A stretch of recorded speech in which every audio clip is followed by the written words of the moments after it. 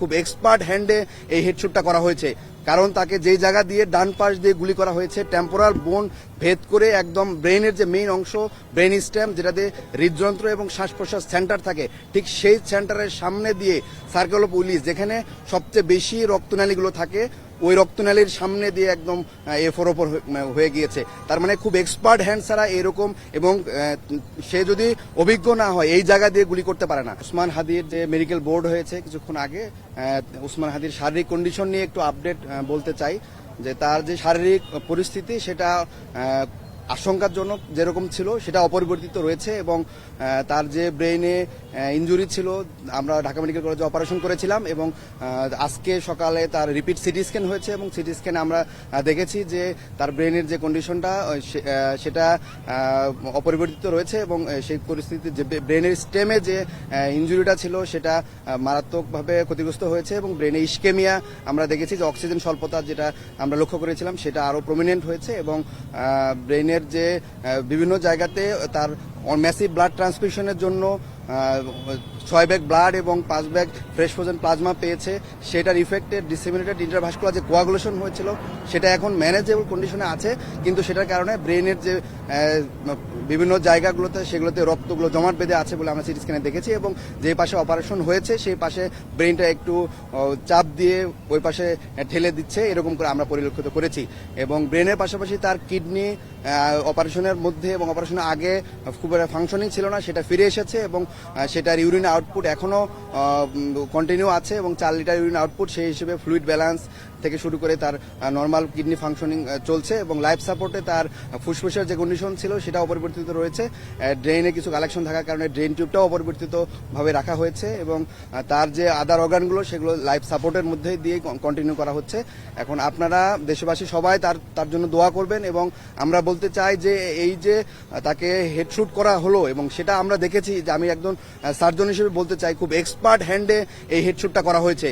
কারণ তাকে যেই জায়গা দিয়ে ডান পাশ দিয়ে গুলি করা হয়েছে, টেম্পোরাল বোন ভেদ করে একদম ব্রেনের যে মেইন অংশ, ব্রেন স্টেম, যেটাতে হৃদযন্ত্র এবং শ্বাস প্রশ্বাস সেন্টার থাকে, ঠিক সেই সেন্টারের সামনে দিয়ে সার্কেল অফ উইলিস, যেখানে সবচেয়ে বেশি রক্তনালীগুলো থাকে, ওই রক্তনালীর সামনে দিয়ে একদম এফোর ওপর হয়ে গিয়েছে। তার মানে খুব এক্সপার্ট হ্যান্ড ছাড়া এরকম, এবং সে যদি অভিজ্ঞ না হয় এই জায়গা দিয়ে গুলি করতে পারে না। তো আমরা দেখতে চাই দেশের যে আইন শৃঙ্খলা পরিস্থিতি, সেই আইন শৃঙ্খলা পরিস্থিতি এখন পর্যন্ত তাকে গ্রেপ্তার করা সম্ভব হয় নাই, এবং আমরা যারা অ্যাক্টিভিস্ট আছি, আমরা যারা জুলাইয়ের পক্ষের শক্তি আছি, তারা সবাই আমাদের জীবন হুমকির মুখে আছে বলে আমরা মনে করছি, এবং আমরা চিন্তা করছি যে দেশে যেই আইন শৃঙ্খলা পরিস্থিতি, এই পরিস্থিতিতে আসলে সামনের যে নির্বাচন আছে সেটাকে বানচাল করার জন্য বিভিন্ন পক্ষ এখানে জড়িত আছে।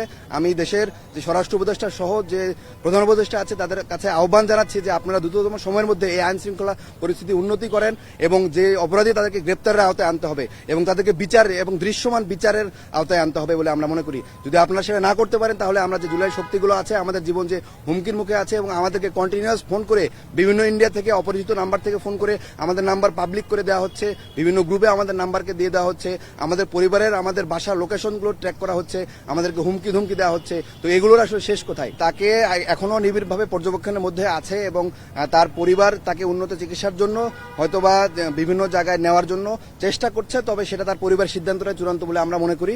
এবং এখানে যে বোর্ড, মেডিকেল বোর্ড সিদ্ধান্ত দিয়েছে যে তাদের শারীরিক অবস্থা অপরিবর্তিত রয়েছে, এবং সেটা আশঙ্কাজনক, গত 2 দিন যেরকম ছিল ঠিক ওই রকম ভাবে আছে। সিঙ্গাপুর এবং থাইল্যান্ডের যে হসপিটালগুলোতে তাকে কেস সামারি তার পরিবার পাঠিয়েছে, এবং ওই হসপিটালের সাথে হয়তো কথা বলে হসপিটাল একসেপ্ট করতে পারে, তার পরিবার সিদ্ধান্ত নেবে তখন যে আসলে কোন হসপিটালে তাকে নেওয়া যেতে পারে। তবে এটা তার পরিবারের সিদ্ধান্তটা চূড়ান্ত বলে আমরা মনে করি। হাদি ভাইয়ের বুলেটটা রাইট সাইড দিয়ে ঢুকে গিয়ে বাম সাইড দিয়ে বের হয়ে গেছে, টেম্পোরাল রিজন দিয়ে।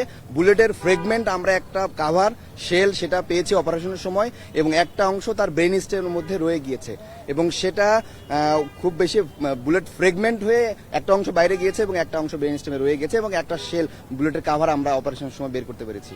তার কনজারভেটিভ ম্যানেজমেন্ট চলছে, তার ব্রেনে যে ইডেমা আছে, চাপ আছে, সেগুলোর জন্য মেডিকেল যে ম্যানেজমেন্ট পসিবল, এটা যে কোনো বিশ্বের সাথে ওয়ার্ল্ড ক্লাস স্ট্যান্ডার্ড তার চিকিৎসাটাই চলছে। তো সেটা কনজারভেটিভ ম্যানেজমেন্টে চলছে, এবং ফার্দার কোনো সার্জারি লাগবে না বলে আমরা মনে করি।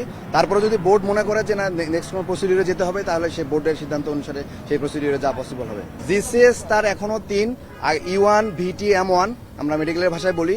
তো জিসিএস যেরকম অপারেশনের আগে ছিল, অপারেশনের সময় যেরকম ছিল, ঠিক এখনো ওই পর্যায়ে আছে। মাথায় যে গুলিটা ফ্রেগমেন্ট হয়ে ভাগ হয়ে একটা অংশ বের হয়ে চলে গিয়েছে, আর অল্প ছোট একটা অংশ ব্রেন স্টেমে রয়ে গিয়েছে, এবং একটা গুলির কাভারিং আমরা অপারেশনের সময় বের করতে পেরেছি। যে জায়গায় গুলিটা আটকায় আছে সেটা খুবই ডিপ সিটেড, এবং ওইখানে একদম ব্রেনের যে রক্তনালীগুলো আছে, ঠিক রক্তনালীর সামনে অনেকগুলো রক্তনালী সেখানে একসাথে সার্কেল অফ উইলিস বলি আমরা, সেখানে আটকায় আছে। তো আমরা মনে করি যে ব্রেনের যে আমরা অপারেশনটা করেছি, মূলত ব্রেনটাকে স্পেস দেওয়ার জন্য অপারেশনটা করেছি। মাথার হাড্ডির যে খুলিটা বাম পাশ, এই বাম পাশের খুলিটা আমরা কেটে ব্রেনকে একটা স্পেস দিয়েছি। এই যে ব্রেনে ইডেমার কারণে সোয়েলিং হচ্ছে, ব্রেন তো একটা শক্ত কাভারিং বোনের মধ্যে ফিক্স থাকে, যদি স্পেস না পায় তখন ব্রেনের বিভিন্ন অন্যান্য অঙ্গগুলোকে চাপ দেয়। ওই স্পেস ক্রিয়েট করার জন্য মূলত বাম পাশের হাড্ডিটাকে খুলে দেওয়া হয়েছে, একটা স্পেস ক্রিয়েট হচ্ছে, ব্রেনটা এক্সপ্যান্ড করতে পারছে। আসলে ব্রেনের গিয়ে রক্ত বা বুলেট নিয়ে আসার জন্য মূলত অপারেশন করা হয় না, ব্রেনকে স্পেস দেওয়ার জন্য মূলত অপারেশনটা করা হয়েছে। তার কার্ডিয়াক অ্যারেস্ট যখন আমরা প্রথমে ওসাইকে রিসিভ করি, তখন প্রায় 2:20 বা 2:30 মতো বাজে, তখনই সে কার্ডিয়াক অ্যারেস্ট হিসেবে আমাদের এখানে আসে। তখন তাকে 5 সাইকেল সিপিআর দেওয়া হয়, এবং সিপিআর দেওয়ার পরে তখন আবার সে কামব্যাক করে, এবং তারপর থেকেই সে নরেড্রেনাল ওষুধের সাপোর্টে সে লাইফ কন্টিনিউ করছে, তার হার্টবিটটা কন্টিনিউ করছে। এখনও নরেড চলছে, তবে প্রথমে শুরুতে যেরকম নরেড বেশি মাত্রায় পাচ্ছিল, এখন সেটা কমিয়ে আসছে, এবং অল্প পরিমাণ নরেডে সে রেসপন্স করছে, এবং তার পালস এবং বিপি এখন পর্যন্ত স্টেবল আছে।